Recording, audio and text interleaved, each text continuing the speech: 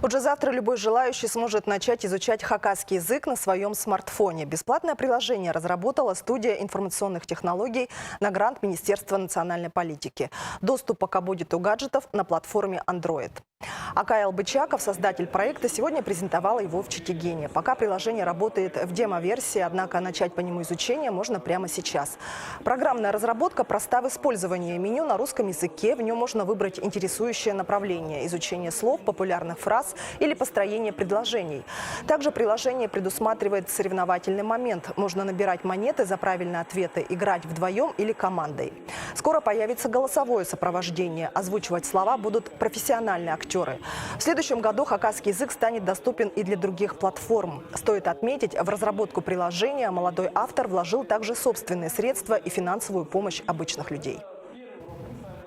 На помощь пришла девушка, студент первого курса Чебодаева Наталья Викторовна. Она пожертвовала на проект 250 тысяч рублей. На сегодняшний день на проект ушло 650 тысяч рублей. Получается, где 100 тысяч рублей пожертвовала Министерство национальной политики, 250 тысяч рублей пожертвовала Наталья, и остальные средства были мои собственные. Приложение могут скачать абсолютно все люди с любой точки мира. 1 декабря в Play Market. Язык, я еще раз напомню, должен быть бесплатным.